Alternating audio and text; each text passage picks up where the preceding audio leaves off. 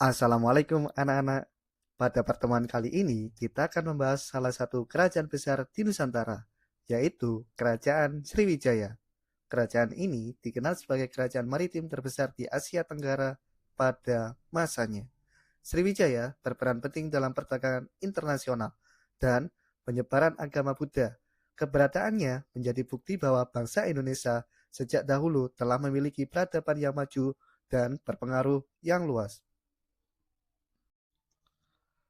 Setelah mempelajari materi ini, peserta didik diharapkan mampu, yang pertama, menjelaskan latar belakang berdirinya Kerajaan Sriwijaya dan letak geografisnya. Yang kedua, menganalisis peran Sriwijaya dalam perdagangan, pelayaran, dan penyebaran agama Buddha.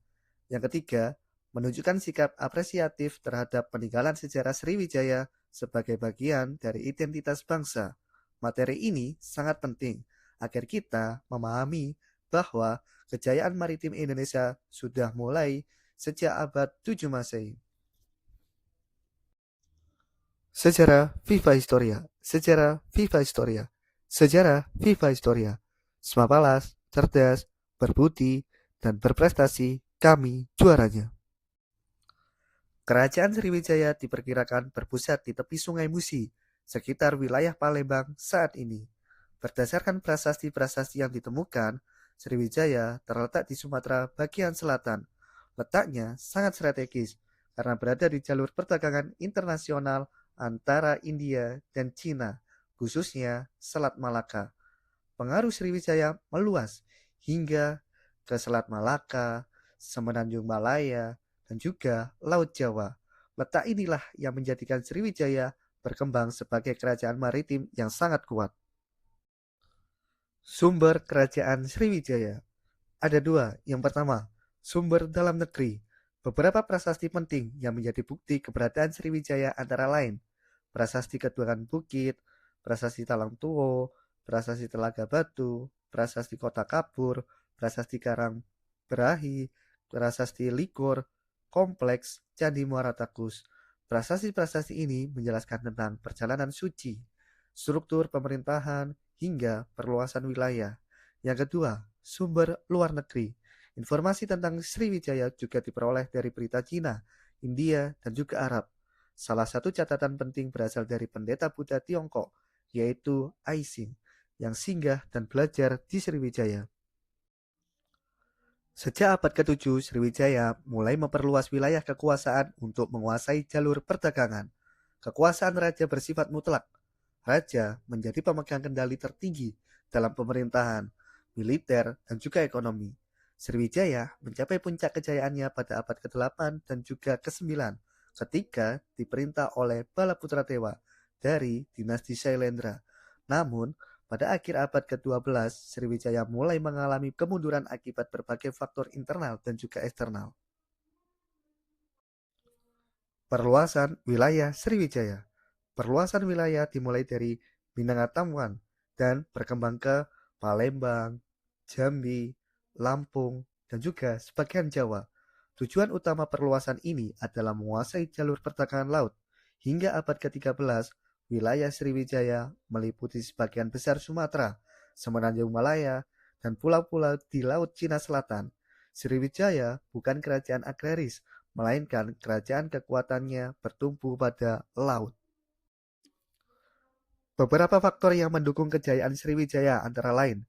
Yang pertama, letaknya strategis di jalur perdagangan India-Cina.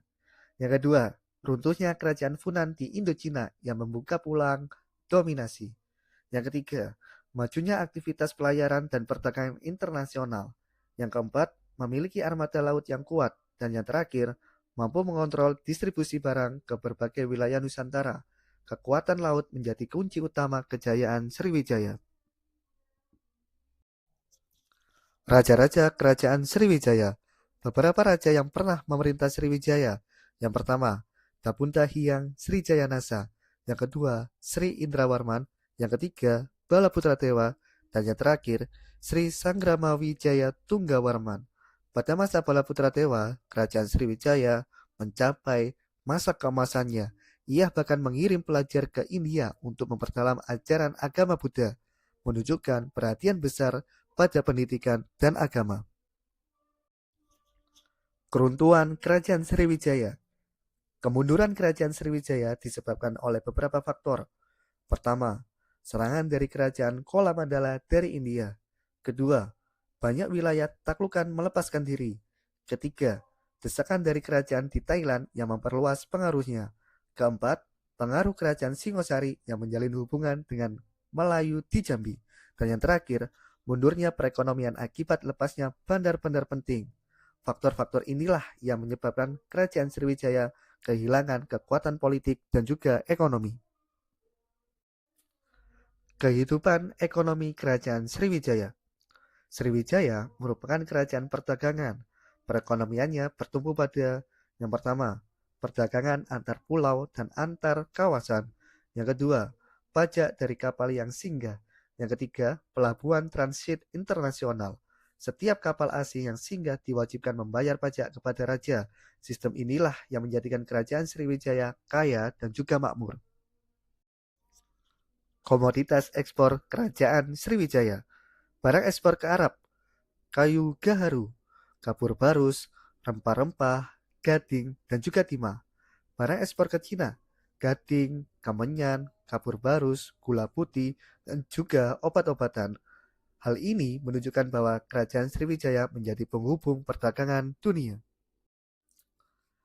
Kehidupan sosial. Kerajaan Sriwijaya dikenal sebagai pusat pendidikan agama Buddha. Menurut catatan Ising, terdapat sekitar 1.000 pendeta Buddha yang belajar di Sriwijaya sebelum melanjutkan studi ke India. Hal inilah membuktikan bahwa Kerajaan Sriwijaya bukan hanya pusat perdagangan, tetapi juga pusat ilmu pengetahuan dan juga agama. Kehidupan budaya. Kerajaan Sriwijaya memiliki kebudayaan tinggi, terbukti dari prasasti-prasasti yang menggunakan bahasa Melayu kuno. Peninggalan budaya Sriwijaya antara lain, prasasti-prasasti, arca Buddha di Bukit Siguntang, bangunan suci di Jambi, kompleks candi Muara Takus, dan juga arca Avalokiteswara. Hal ini menunjukkan bahwa masyarakat Kerajaan Sriwijaya mampu mengadaptasi budaya asing tanpa kehilangan identitas lokalnya. Kerajaan Sriwijaya adalah bukti bahwa Indonesia pernah menjadi pusat kekuatan maritim dunia. Kejayaannya dalam perdagangan, pelayaran, dan penyebaran agama Buddha menunjukkan tingginya peradaban bangsa kita sejak dahulu. Sebagai generasi penerus, kita perlu menjaga dan menghargai warisan sejarah ini sebagai bagian dari identitas nasional.